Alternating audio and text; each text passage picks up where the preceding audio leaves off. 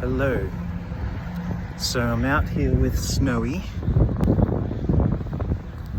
and we're playing a little bit of fetch, and I wanted to talk about a key principle that you need to have in place if you want to be successful training your dog.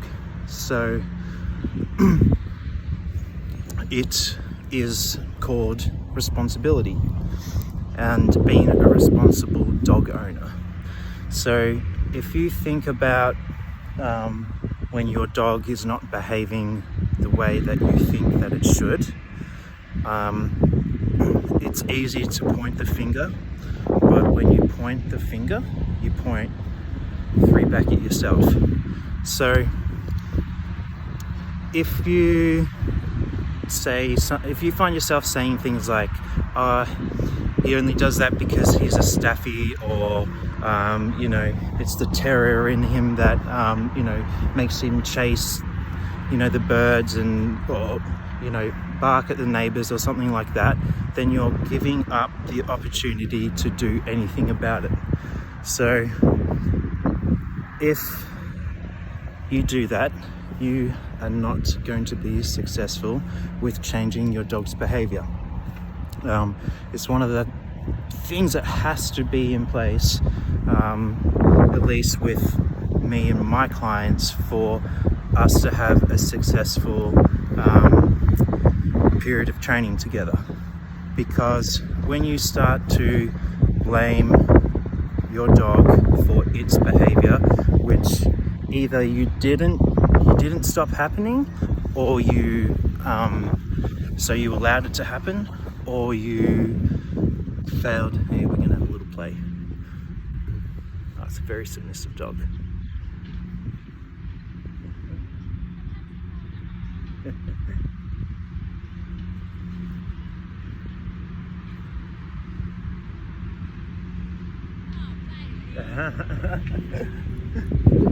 Hey, Bailey.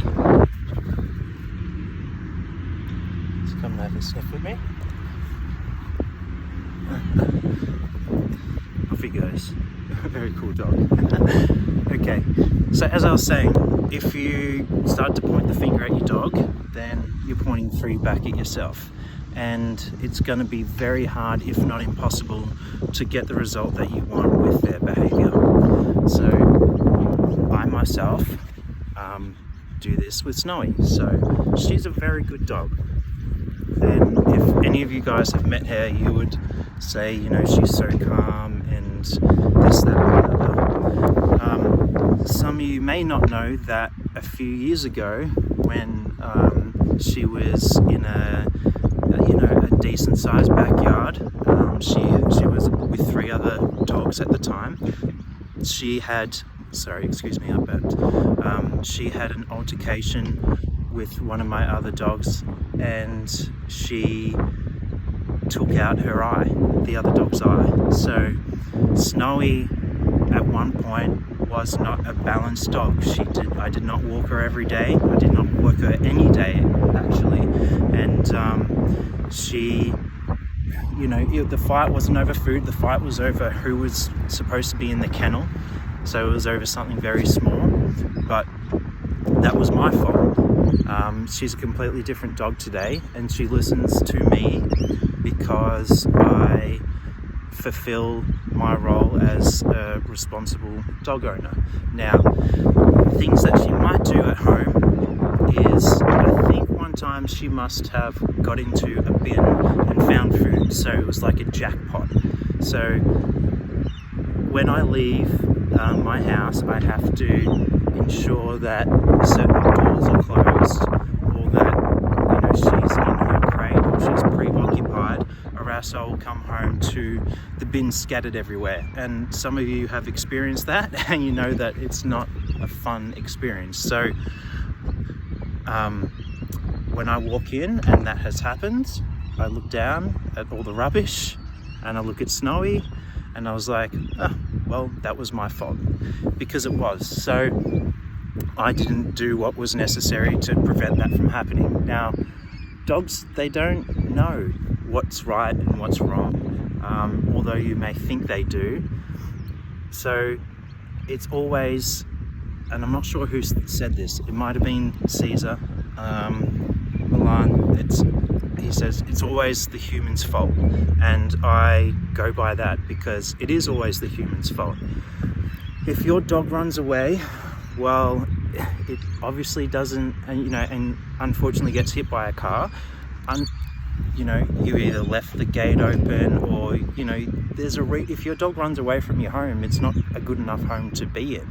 They're bored. They sit in a backyard with 4 walls all day, every day, and if they're not walked, then they will go and try to explore themselves. I get clients to send videos and or just ask them how to send me information about how things are going, and a common thing would be like,